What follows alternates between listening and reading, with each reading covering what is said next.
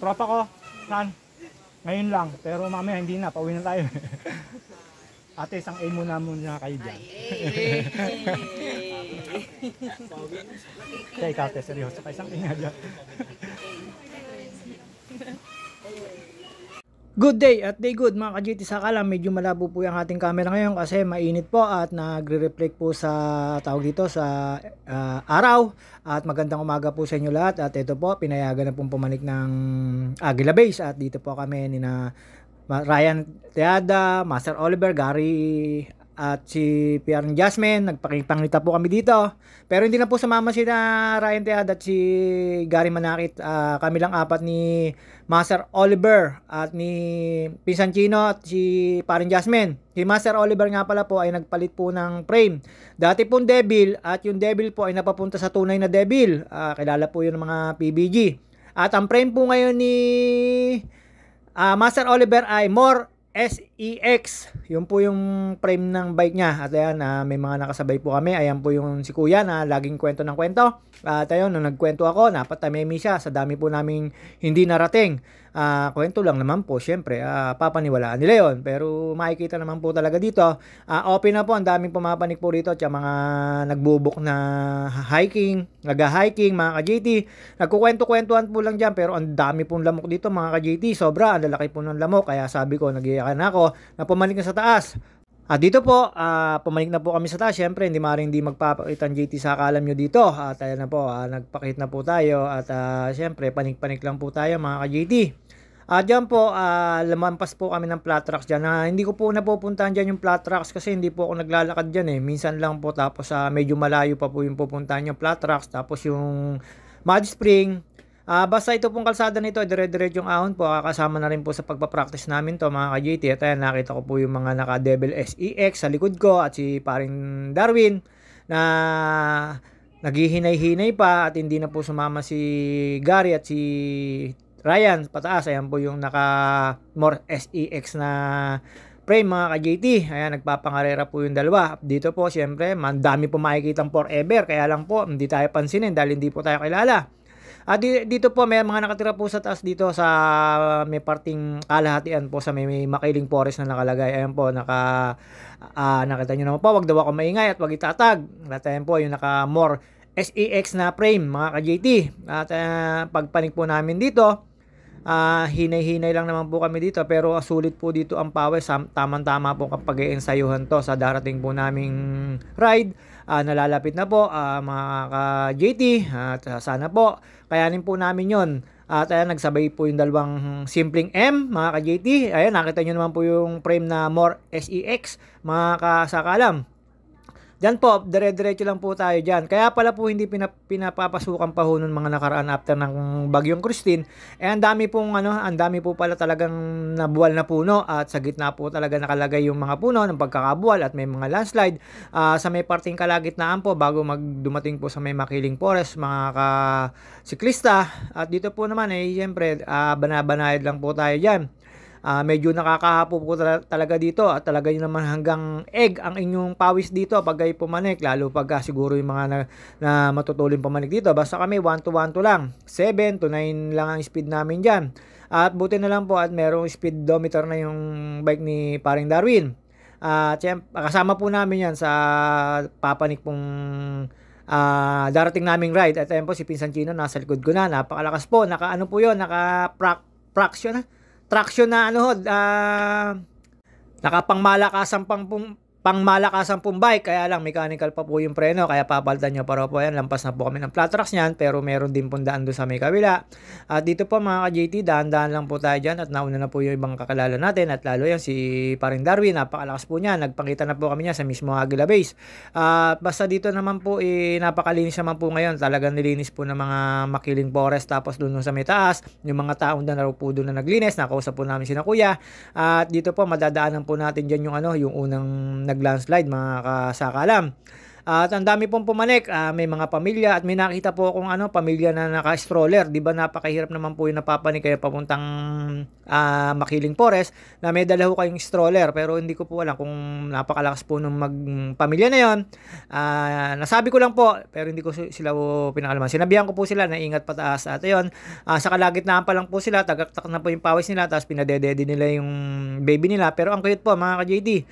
Shoutout nga pala po kay Edwin Inolba at Soy T. Manalo, kay Kasmot, OG Dimagila, kay Pinsan Bugi Efren Tabales, at sa lahat po ng tropa, kay Bin Dominguez, at saka sino pa po ba ang pwede magpabati dyan. At ayan po, dire-diretso lang po yan, tapos dadaanan nyo po yan. Matagal na po yan pero hindi pa po yan naayos at baka mag-overshoot kayo. Dating bagyo pa po yan, hindi sa bagyong Christine, pero mayroong mga harang na po yan, may mga barrier na yan at pinag-iingat po tayo dyan. Doon naman po sa guard pa lang ay meron na po nagsasabi. At kung kayo po ay mag-hiking dito, ang kailangan nyo lang po ay mag-register tapos bumuk ng mga mountain guide dito at hindi ko po alam. Tapos may mga habal-habal po sa baba kung gusto nyo po magmotor papunta Agila Base. Pero yung iba po talaga nilalakad po. Marami po kami nakita ritong naglalakad at sabik na sabik po pumanik dito kasi ilang linggo po itong nakasara. At yun naman po, napakaganda ng araw tapos wala pong lumot, napakasarap pong pumanik. Pawis ko po talaga dito ay pwedeng pigain yung aking damit mga ka-JT. Sobrang sarap pong panikin ngayon at ayan, siyempre nakita ko po yung dalawa at nagsasabay po para this guy's in love with you pare. Hindi, si Pinsan Chino yun tsaka si Master Oliver. Ayan po mga ka-JT, panik-panik lang po tayo. Medyo lose weight na po tayo at kailangan po natin magpalus pa dahil po sa ride namin ay hindi po basta-basta mga ka-JT. At dito po medyo hingal na po tayo dyan, talagang tinatawanan po lang natin at wala pa po kami nakasabay dyan pero may nauna na po dyan mga bikers. Basta ito lang naman pong pagpasok nyo rito, magre-register kayo, iiwan ng ID, then magbabayad po kayo ng 25 per person. Tapos meron po mga habal-habal na pwede po kayong sumakay. Pero mas maganda po, lakadin nyo po ito. Ayan, napakaganda po ng weather. Tapos napakaganda rin po talaga ulitin ko lang po, napakaganda po ng panahon. At nakita nyo naman po, ang init. Tapos nakasakalob po yung mga puno. At fresh air po talaga mga ka-JT. Napakasarap po mag-ride dito. At dito po, ay Makiling na po ito. Siguro na hanggang tuhod doon namin pinanik yung Mount Makiling. Hanggang tuhod lang po kami. Hindi na po kami umabot sa legs. At masyadong mataas na po. At saka wala pong daan na doon. Papuntang legs ni Mount Makiling. Sabi ko lang po yon. Pero syempre, napaka-long-legged ni Maria Makiling. Dito po, papanik po kayo ng Makiling Forest. Dadaan po kayo ng forestry. At marami po kayong dadaanan dito na maahon, lusong. Pero dito po sa pagpapanik na po ng Agila Base ay kakapraso lang po yung inyong re-recoveryhan. Lalo sa mga naglalakad dito, ang dami po natin nakita naglalakad dito mga ka-JT. At nagre-register po lahat talaga sa may gate. At meron po ditong unang istasyon. Pwede po kayong kumain ng mami, buko, depende po sa inyo. Pero kami dun sa may Agila Base na. At yung mga taga rito po ay kakilala ko, si Resty Sasad. Ang dati pong driver ni Sir BDL nung nabubuhay pa sa Monte Vista. At ayan po, nakita nyo naman po yan. Ayan po yung mga nasalanta ng Bagyong Christine pa. Pero hindi pa po yan dyan yung nag-landslide. Makikita nyo po mamaya na yung landslide, napakalaki po ng puno. Tsaka ang dami po mga puno na natibag talaga. Buti na lang po yung kulay orange na puno ay hindi natibag. At nandun pa rin po yung signature na yan. Kaya lang po yung katabi niyang maliit na puno, medyo tumumba na po. Bagyong Christine po ang nakaano nito mga ka-JT. At ayan, syempre magpapakit pa ulit tayo dyan. At balik na po ulit tayo. Mahaba-bahong ensayo po ito. Dito po sa Mount Makiling, talaga naman napakasarap pong pumanik dito sa mga kasabay namin mga estudyante. Marami pong mga estudyante dyan. Marami rin pong mga tambay at kagaya ko po na piling na JT. At pagdating po dun sa taas, meron po akong mga nakatabi at tinabihan po talaga. Ako pala tumabi at pinag-A ko sila. A naman po sila. Tapos may mga kasabay ho kami mga pulis. Karaming pulis po. Ang galing po. Mga nagmamountain sila. At nasa formation po sila pag napanik, talagang disiplinado. Tapos nagpabook po sila. Meron po silang guide. Kami po hindi naman po kailangan ng guide kasi hanggang Aguila Base lang po kami. Kung papanik po kayo ng papuntang Pick 2, yun po kailangan nyo ng guide kasi hindi po talaga kayo makakababa at maliligaw po kayo. May mga guide kasi na yun na sila lang may alam. At lalo pag first timer kayo, simula Aguila Base hanggang Pick 2 at dun po sa last station, ay 3 oras sa nalakarin pa po. Marami pong lalakarin pa, tapos may 90 degrees na dadaanan. Kaya po yung iba kailangan lang kumain doon sa may Aguila Base, bumili ng tubig, mag-regroup. Kasi po hindi biro yung pagpanik nila, mga kasakalam. Talaga naman pong mataas po yon hanggang Pick 2, Aguila Base to Pick 2. Ilang station na lang po yon pero napakahirap pong panikin. Pababa madali naman po. Kung papanik po kayo doon ay agahan nyo po dito pagpanik dito. Kasi po doon baka abutin kayo ng tanghali. At sa mga papanik po rito na magma-mountain climbing, isa lang po may papayo ko, magdala po kayo ng mga biskwit. Kasi po, pagdating po doon sa taas, ay wala pong tindahan. Pagka lang po mahal na araw po meron doon tindahan. Pero pagka po walang mahal na, pagka hindi po mahal na araw, ay wala pong tindahan. Tsaka pag mahal na araw po, pwede hindi kayo magpabook kasi marami pong guide na pwede nyo pong samahan at pumanik. Pero pagka yung mga ganito, kailangan nyo po magpabook. Hindi ko lang po alam kung magkano yung presyo. Sa tingin ko po, higit 1,000 po yung pabook. Depende naman po sa kasama, mga ka-JT. At sulit naman po kayo pagka pumanik po kayo doon. Basta meron po kayong titigilan po rito sa may Aguila Base. Namimiss po namin dito ay Bukuron at saka Makapanuron. Hindi po namin inabot yung isang tindera. Ang inabot po namin yung Carilyebo nila, mga ka-JT. Turon lang po yung inano ko. Tapos buko. Hindi po kami nakatikim ng Bukuron at Makapanuron. Napakasarap po noon, mga kasakalam. Sa mga nakakapunta po rito, ayan na po, may mga naglalakad na po rito nakakasabay. Hindi ko po alam kung mga estudyante yan, pero pag yung ibang kasama po niyan ay PNP, pagkakaalam ko kasi sir at ma'am ang tawag nila, tapos napapag-usapan nila ang office nila sa Camp Crame. At yan, syempre, may bumulong po dyan, niloko ko po, sabi ko, ate, hindi wag ka nang bumulong. At may bike daw, ayun, tumawa naman po sila. Ang tagal po namin hindi nakapanik dito kaya sabik na sabik din po ako. Dito po may konting ahon-ahon na ganyan pero ang recovery sa may ibabaw na po sa may signage sa Makiling Forest. Dito po dati meron pong dito tambayan na parang piknitan pero hindi naman po napapanik at hindi rin po bukas. At ito po yung sinasabi ko sa inyo, nag-landslide. Napakalaki po talaga niyang puno na yan, mga kasakalam. Kaya po pala ang tagal po na nakaklose ito at matagal baklasin po yan. Hanggang ngayon, hindi pa naman po natatanggal lahat at nasa gitna pa po ng kalsada. Sa dami pong niyan, mahirapan po basta baklasin yan. Kailangan po ng loader at bako niyan dahil po yung mga lupa pa niyan tsaka yung malaking puno na yan. At yan, nilampasan ko lang po yan at nasa may malapit na po ako sa may Makiling Forest na signage, mga kasakalam. At medyo na po yung pawis namin dyan. Sa pag-ahon nagkakaiwa-hiwalay na ho kami pero magpapakita ho kami sa taas kasi wala naman po kayo dito ikaka-aksidente. Depende lang po sa inyo. Ang mga pababa po, depende lang din po sa pagbaba nyo. At yung mga kasabay nyo po rito ay syempre mga naglalakad lang. Pero may mga sasakyan po rito na panik. Pang private lang po nila. Yung sa mga sariling sasakyan lang po ng mga nakataga rito. Marami po kasi nakatira dito sa taas na to, mga kasakalam. May makikita po kayo mamaya dito ng mga bahay-bahay, tindahan. Kaya po marami rin pong sasakyan at tao dito. Pero pangkaraniwan nilang sasakyan dito ay mga single na motor, mga kasakalam. At sa mga kasama ko po na pumanik pero hindi natuloy, si Ryan Tejada at si Gary. Tumuloy lang po ako, si Master Parin Darwin, si Pinsan Chino at si Master Oliver. At wag ko raw po siya itatag, baka po mapagalitan. Inasabi ko po, sorry na po. At ayan, nagkahiwa-hiwalay po kami dyan. Nauna po dyan si Paring Darwin. Parang baliwala po kay Paring Darwin yan. Yun po ay makakasama namin sa ride sa November 28. At yung dalawa po nasa likod ko, nagpaiwan lang po talaga, panayang kwentuhan, panayang maritisan. Pagdating naman po dun sa ibabaw, mga kasakalam JT, meron po ako nakamaritisan. Yung mga kababaihan, muntik na masana all. At ayun, antimana pagdating ko po doon, sabi ko, kunan ko sila ng video at panoodin nila. Sabi ko, hindi pa ako sikat, laos na kagad, mga kasakalam JT. At ayun, napakaganda po ng ng weather. Nakita nyo naman yung panahon na pinanik namin at nakakasabik naman po talaga. Kahit pagod ka sa haba ng ilang araw na hindi ka pinapanik dito pag Sabado at Linggo.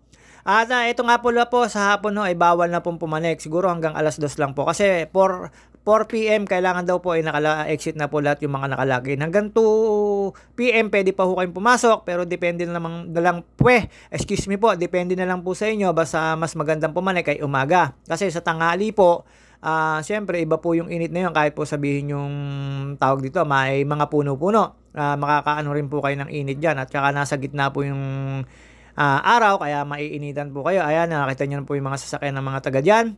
At after ko po doon makalampas, at dito, pag nakita nyo na po itong mga motor-motor na to, malapit na po kayo dun sa sa tindahan ni na Resty, yung dating driver ni Sir BDL. At ayan, hindi ko kayo pwedeng duman dyan kasi medyo nauukayan. Nauuka po kasi ng mga ng ulan, ng ulan pag malakas, mga kasakalam. Kaya may mga parte na pwede nyo hindi daanan at may mga barrier. At pagkapaahon nyo po rito, makikita nyo na po yung tindahan na yan. Pwede ho dyan may mami, pwede ho kayo magmerienda. Pero kami sa may Aguila Base po kami nagpapahinga kasi sayang po yung pawis at dire-diretso lang po kami dyan, mga kasakalam. Dyan po makikita nyo na po yung mga nakatambay, may mga tindahan. At yan po yung favorite kong spot, yung makalampas po ng bago dumating po ng Muddy Spring. Kasi napakaganda po ng formation talaga ng ng puno. Nakaka-relax po talaga dito mga bikers, mga mountain climber, yung mga napanik po rito. Sobrang relax po rito. Ayan po yung mga bahayan. Diyan po may inuman po ng tubig yan. Napakalinis po ng tubig yan. Ang ganda po ng sarahan ng gripo, kahoy lang po, ibabalik nyo lang po sa hose. Kaya syempre, lampas lang po tayo dyan. Nakita ko si Paring Darwin dyan, niyaya ko na. At ayan yung sinasabi ko sa inyo, may nagpo-post po, nagpipicture po dyan sa may Makiling Forest. Paglampas nyo po dyan, ang susunod po dyan ay Muddy Spring na. Ayun po, medyo malayo lang po dyan. May mga 900 meters pa bago ho kayo makapunta sa Muddy Spring. Parang doon po sa sa flat rocks. Bago nyo po marating yung Sapa ay may 800 to 900 meters pa, kaya hindi ho kami nakakapunta ron dahil may dala kaming bike. Baka pagbalik namin wala na po yung bike, kung iiwan naman po sa guard, napakalayo po. Sa mga gusto pumanik dito at yung mga magma-mountain climbing, meron ho silang mga dyan, may mga tawag dito, may mga internet po sila na pwede ho kayo magpabook para malaman nyo po kung magkano yung mga presyo. Nalimutan ko yung sabi sa akin kung anong internet nila, yung website nila, mga kasakalam JT. At ayan po, may mga bahayan po. Nakita nyo po, may jeep pampasahero Los Baños dyan. Dyan lang din po nakatira yan. At ayan, may tindahan din po dyan, may bahayan po dyan. Sa likod po niyang bahay na yan ay may court, kaya lang lupa ang paglalaroan nyo. At lalampas lang po tayo dyan. Dito rin po, meron po mga nagibang puno na ni Christine. Ayun po, nakita nyo po yung court, tapos ayun po yung tindahan. Nagibang puno at dito tao-tao na raw po yung tapos may marami raw pong putik at sinilinis nila at buti naman pagpanik namin wala nang putik. At ayan po yung sinasabi ko sa inyo, mga puno-puno na tumamba sa gitna. At dito po, napakaganda rin po niya na yung formation na yan. Buti na lang hindi po natumbayan yung puno na yan. Kasama yan sa magandang puno dito at saka yung sa may kabila, yung orange na puno, mga sakalam JT. At habang pababa po kami dyan ni Paring Jasmine, Paring Darwin, ingat-ingat lang po tayo dyan. Buti na lang po hindi maulan at ang maganda panahon. May mga nalampasan pa rin po kami dyan, mga naglalakad. At ayan, siyempre, panay na ang pakyut. At mga kasakalam JT, condition na po yung bike niyan. Sana po wag magloko sa ride namin. At dyan po ay lalampas po kami doon sa may kulay orange. Tinignan ko po talaga yun, talagang inabangan ko po yun. Buti na lang po hindi natumba ni Bagyong Christine. Napakasarap po kasing lampasan yun kasi kulay orange, tapos ang ganda po ng mga formation ng ugat. Nagpipicture po ako doon dati. Basta dito po sa papuntang Aguila Base na ito. Itong Mount Makiling na to, the best po itong pag-ridean, kaya lagi po kami nandito. Talaga naman pong fresh air, walang stress kasi kukonti po sa sakyan, tapos may makikita po kayong mga naglalakad papunta ng mas mataas sa may Mountain Peak, sa may Peak 2. At ayan po, lalampas na po kami. Yan yung katabi niya pong puno bumagsak, pero buti po siya, hindi po siya bumagsak. Ayan po, yung kulay orange, mga kasakalan JT, na napakagandang puno. At paglampas po namin dyan, kwentuhan lang po kami ni Paring Darwin. Ang pinagkukwentuhan namin ay ang pag-alis namin sa November 28. Ayan nakita nyo po mga nakabalagbag na puno. Buti na lang kasya po yung mga sasakyan at mga nakamotor, pati kami. Nagkalampasan lang po kami dito at nauna na yun si paring Darwin. Marami po ako nadaan ng mga naglalakad dito. Siyempre, sa tagal po nakasarado nito, mga kasakalam JT, ngayon ay bukas na, pwede na po kayong pumanik at pwede na kayong magpabook. At paglampas nyo po dyan sa putol na puno na yan, siyempre, alam nyo na, ang susunod dito ay Aguila Base na. Pag nakita nyo po yung signage ng Aguila Base, yung pakanan po, papuntang Peak 2 po yun, doon po kayo maglalakad. Kaya dead end po dyan, kaya hanggang dyan lang po kami. Diyan yan ang mga katabi kong girl lalo at pina-AA ko. Sabi, si Kuya, trending. Pero naki-A po sila. Sabi ko, isang A naman dyan, mga kasakalam. Sabi ko, kung gusto nilang mapanood, i-upload ko po sa aking Facebook. Sinabi ko po sa kanila na kung ano yung Facebook ko. Sana, panoodin nila. At shoutout sa inyo, mga ate, ingat pagpanik. Dito po, kumain lang po ako ng buko at saka 2 turon. Nauna lang po kami ni paring Darwin dyan at nasa baba lang po sina Pinsan Chino at si Master Oliver. At ayan, nauna po yung mga kababaihan na tinabihan ko. Kumuha lang po ako dyan ng buko at saka po ng turon. Turon lang po yung kinain ko dyan kasi wala yung buko ron at makapuno ron. Napakasarap po nun. At ayan, naggano lang po tayo. Wave. At ayun, pagkatapos ko po dyan, tumabi na po ako sa kanila. At ayan, dyan ko po sila pinag-A. Isang A naman dyan, mga ate. At ayan po, siyempre, tinitingnan ko pa po kung makikiano sila. Ayun, nung nagmamaritisan po yung mga yan, nakimarites na rin ako. At naki-join naman at naki-ano naman sa akin at hindi naman ang mga nagsusuplada kahit pagod na, pare-pares naman kaming pagod. At nung tinas ko po yung camera at isa-isa ko po silang pinag-wave at nag-wave naman po. At ayan, wait lang po kayo, nakuha lang po ako ng tiyempo dyan. At syempre, papakit lang tayo kahit mukha tayong simpleng M, mga kasakalam. At nakijoin naman po sila. Ayan, hindi po ako makita kasi ang layo ko po sa camera. Tapos ang camera ko po ay ano lang, pataponing camera lang po. Pero nagagamit naman din po natin mga kasakalam JT. Kain lang po ako ng kain dyan.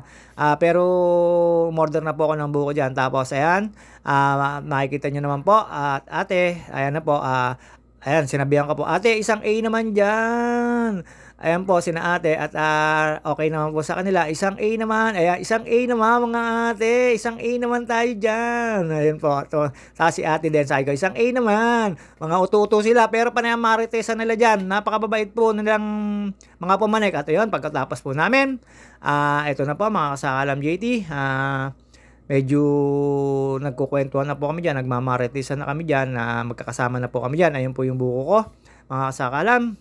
At yung pong Aguila Base ay ito po, meron po dito ng CR, pwede po kayo magpahinga. Ayan, ang dami po nagpapahinga. Ito po yung last station na pwede nyong pagpahingahan, papanik po kayo ng Peak 2. Pero pagka mahal na araw po, meron pong kainan po dun sa taas na meron pong nagtitinda doon. Pero dito po, syempre, hanggang dito lang po kayo. Ayan si Master Oliver.